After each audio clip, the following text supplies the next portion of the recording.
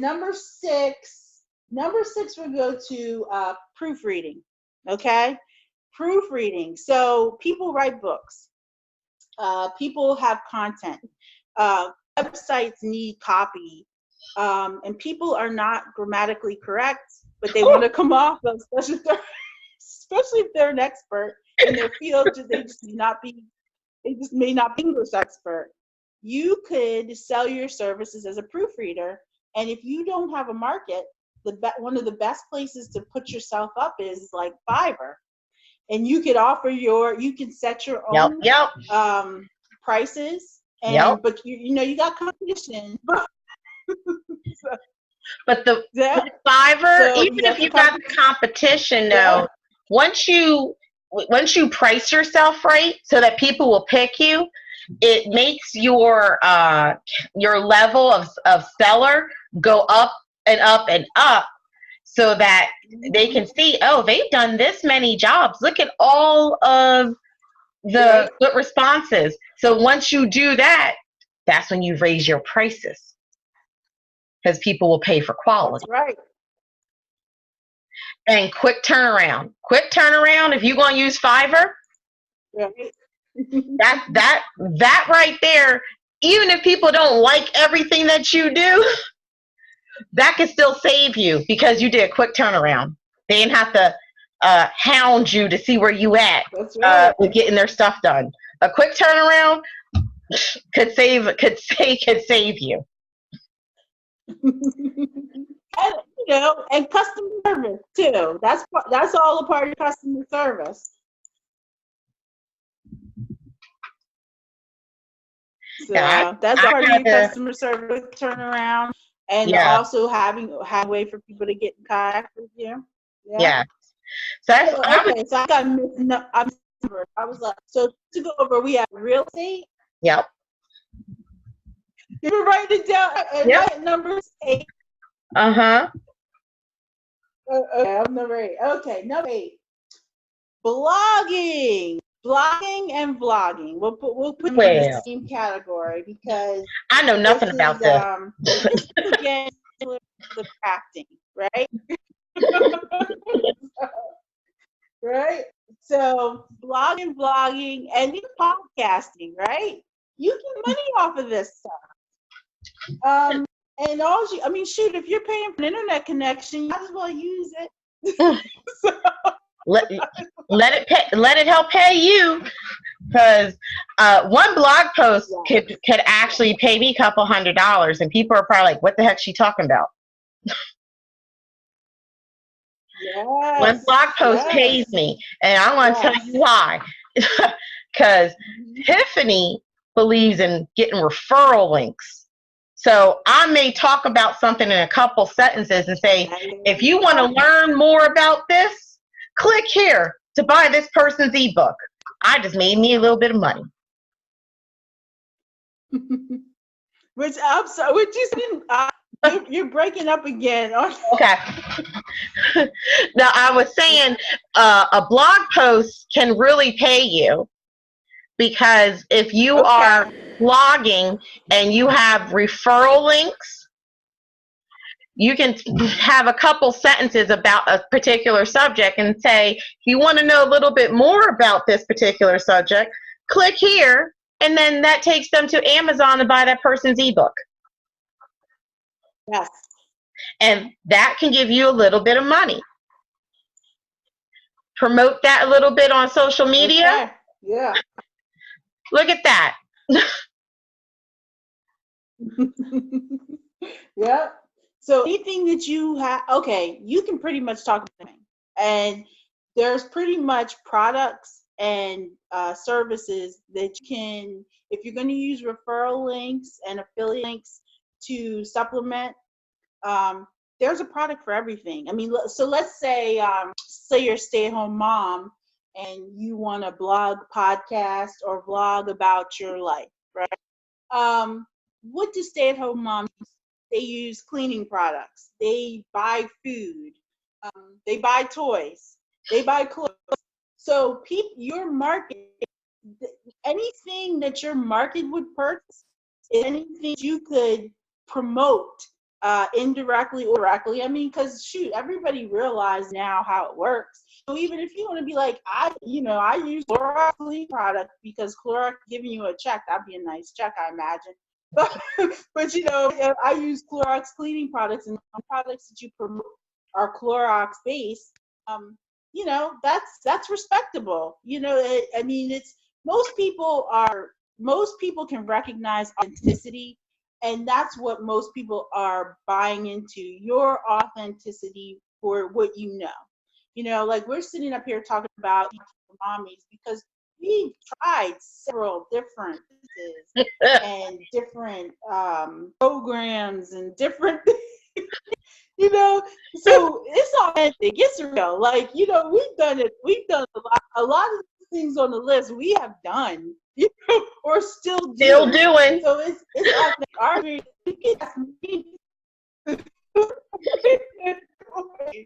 I tell you why I've messed up on, and I'll tell you where I've been successful at too. And then I got a couple secrets on that one, but I'm just saying, like, that's what people are paying for, or that's why people are watching you if you're doing blogging or podcasting. And if you say that, like, for example, like, I'm trying to think, like, I like air freshener, right? Now, if I use a particular air freshener, I'm not going to sit here and tell you to use something that doesn't smell good or doesn't do what it's supposed to do, because that doesn't benefit me. As soon as one of my persons in my audience goes out, buys that particular air freshener or buys that particular product, and it doesn't work, they're going to come and complain to me, and, hey, you're full of it. Why did you recommend this and it smells garbage, So it's all about your authenticity and honesty, and you tell your story. I mean, some of our favorite people, like the Kardashians, people laugh about how they don't have any marketable skills. Their marketable skill is their ability to get you involved in their life. So that's and people want to see what they do. They do the same things that we do. They eat salads, they drink at Starbucks, they go shopping. It's a different scale and a different level, but they do the same things that we do. We're impressed and we watch because of how they do it. So Yeah, but everybody's not keen to watch the Kardashians. People want to just see regular folks. Yeah. What'd you say, Tiffany? I said, because we nosy. That's why we watch them. Oh my gosh. Tip, I can't hear you at all now. I can't hear you at really? all. Yeah, I can't. Can you All hear I me heard now? was gap. That's all I heard was. I don't know what's going on. Because I got full. It's like, I'm wondering if it's me now. That's no to you, because I'm wondering if it's me. Because I can hear you. Okay. Because it's like when you're talking, I start hearing the blah, blah, blah, blah. It's like it doesn't come out clear. Oh. So I'm curious to see what the playback on this looks like. It's okay. So, okay, so I'm at 8, right? Yep. Okay, so number 9. Okay, we'll go to number 9. Okay, number 9 would be event planning. Similar to tour designer, but a little bit different. Event planning encompasses all of our lives, and basically, if you're organized and you can pick up a phone and call people, you can be an event planner. To be perfectly honest, an event planner is an organized, coordinated person. That's what they do. And people are getting married. People have birthday parties. People have retirement parties. People have parties for whatever reason, and they don't necessarily want to be bogged down with all the details. And that's where an enterprising person, come in and say, I will be bogged down with all the details, and you will pay me, and I'll do it. So some of the skills I've been organizing is either have connections or be able to know where to find quality people. Because if you're an event planner, you're going to need musicians or bands or DJ. You may need a photographer or videographer. If you're doing kids party stuff, you're going to need to be able to find kid entertainers, balloon animal people, all kinds of different things. Event planning there's a lot of people who have event planner, title, but what would separate you from the pack is your ability to be able to get things done in a timely manner, because events, just like anything else, can fall through. So you don't want a string of crappy events and crappy reviews. You want to put your best foot forward. That's how you set yourself away from the pack. Also, event planning is a referral type business. So, if you do Granny's 90th birthday party, people recommend you to do Jackie's 16th birthday party. So you get in with a community and you could have business all year long. And the startup is relatively small, and you don't have to have employees. You can have 1099 people, or you can just coordinate the paying of employees from the person who hires you. And then you have your rate. You can work project-based, where you're saying for a wedding, I'll do a wedding for $2,000 or whatever. Or you can, charge. The thing is to be fair, be organized, be detailed, keep detailed records. It's I wouldn't say it's necessarily easy to get into, but I will say that it is easy to get your foot in the door somewhat. It's the type of thing, it's not like the cleaning thing. It starts off with one thing and it can grow. So I definitely would recommend it, but it's commitment. It's not, it's like I said, it's not easy in the sense of, you're going to have tons of people. You're going to work for each customer that you get.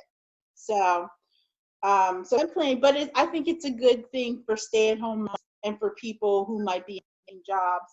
Maybe not so the in-between jobs thing, because if you're waiting for an event to happen, you're not making any money. But it's the type of job you get your money up front, or at least you get half of your money up front. Mm-hmm. So as long as you're booking people, you can be made money. I mean, I certainly would never recommend an event planner to wait to the event to get the rest of their money. No. You're doing a lot of yes. Because regardless if Bill and Jill get married, you gonna get paid. That's right. Right. So, okay, let's see. So last, for number 10, let's see what I have on my list here. For number 10, I would recommend virtual assistant, okay? VA service, virtual assistant. What is a virtual assistant? Right? So there are people like us, and then people who have, bigger businesses that need assistance. They need people to do phone calls for them. They need people to do bookkeeping for them. They need people to set up sales, set up meetings like that. Yep. And they don't have time because they're doing other things for their business. They need to hire a virtual assistant. Virtual assistant is something you can really do in your home. You don't have to leave your house to do any virtual assisting. And pretty much it's same type of thing. There are all kinds of applications and websites where you can sign up for an assistant and pretty much have leads and clients in your inbox if you sign up. Some of them are pay, some of them have to pay a fee to get onto their list, and some of them they put you through a rigorous checks and stuff to be sure that you're qualified, and then they'll handle how you get paid for you. But if you lose, probably maybe one of the first things I might consider if I lost a job or if I didn't have a small business that was making any money, because so many people need that help. If you just to look at the listings, it's pretty lucrative. So, and yeah, if you one have of the things I would say. You need to be organized. You need to have good. You need to have good setup on your computer. A good accounting system, especially if you're going to have more than a client. If you can handle that, because like you're basically going to be the backbone for this business or this who needs your assistance. So you have to be more organized than they are, obviously. Oh yeah. Yeah. Mm-hmm. Yeah. And I would say too, if you are used to working in an office environment and you're proficient in like Microsoft products such as like Excel or Access, PowerPoint, those are marketable skills for a virtual assistant. Yeah. Very marketable and you may not think anything of it because you're very used to producing a report from an Excel spreadsheet. That 15 to 20 minutes that it takes you to do it, which may not even take that long, is actually saving that person time because you're just sending out the report off of that. And I can tell you, for me, if that admin type of thing that people that can get done in the background, I prefer just get me my numbers. I don't need to go and pull up all the Excel spreadsheets and sort it and this and that thing. If you can just run the reports off of whatever program that I may have, or if you can create a presentation, I'll give you the information, but you create a presentation. That is very marketable for a virtual assistant. Very marketable. So don't think like, oh, my skills aren't something that people want. If you have ever worked in an office environment, you got the skills already. You just may not realize it. You got those skills. Right. Okay. So that's a good list. That is our yeah, that's a pretty good list of things. And there's tons of things that didn't even time. We can go into different things in different shows, different things. But I guess all this is to say that there's money to be made. There's money on the table. There's no reason. Well, there's two ways to look at it.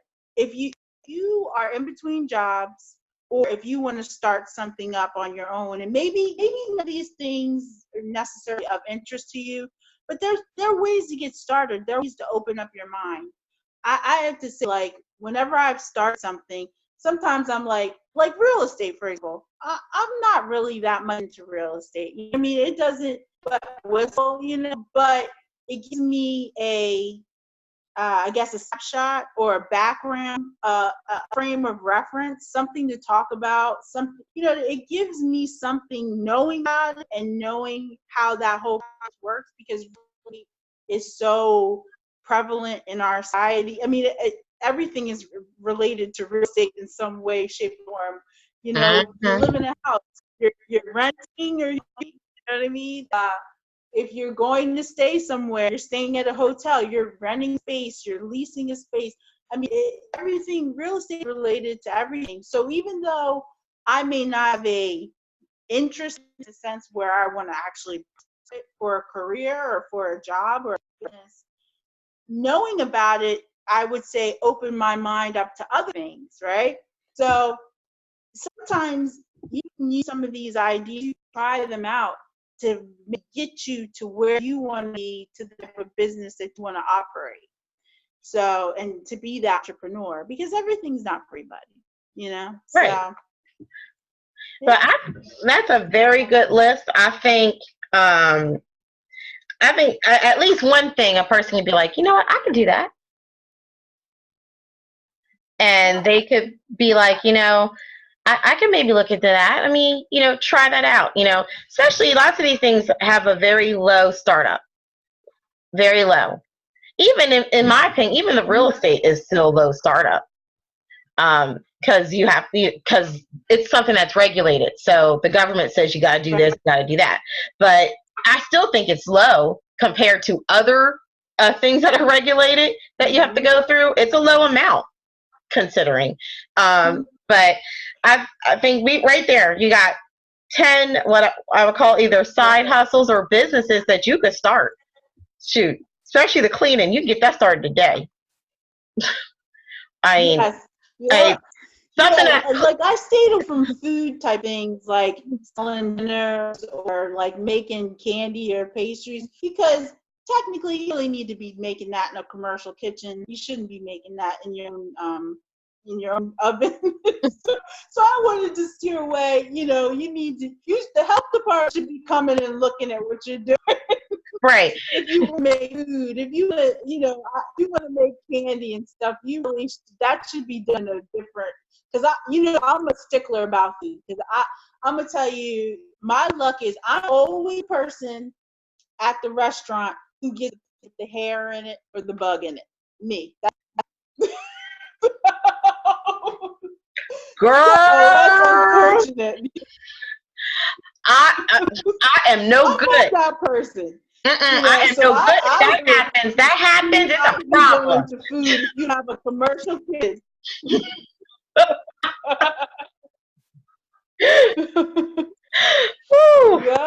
Don't play with my food. I don't want your keys that you made in your house. No, thank you. I'm not a commercial kitchen that the health department has thoroughly checked. Thank you.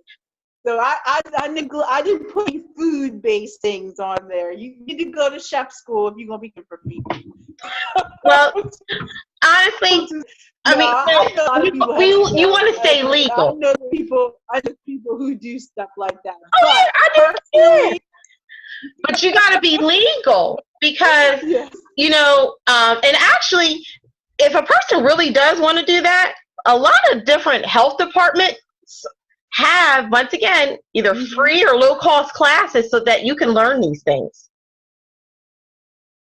You know what I mean? So if you have a desire for that, go follow the correct route so that you can do it.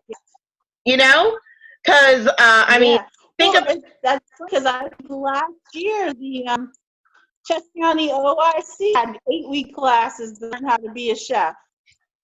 Yeah. And it was free. Free? Yeah. You know how many people have student loans right now for going to school to learn to cook, to be a chef? That was free? Yes. Yeah.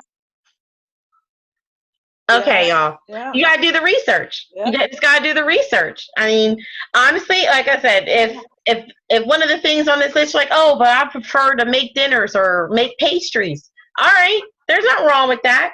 Just make it legal. Because once you make it legal, no one can't say anything about it. Make it legal.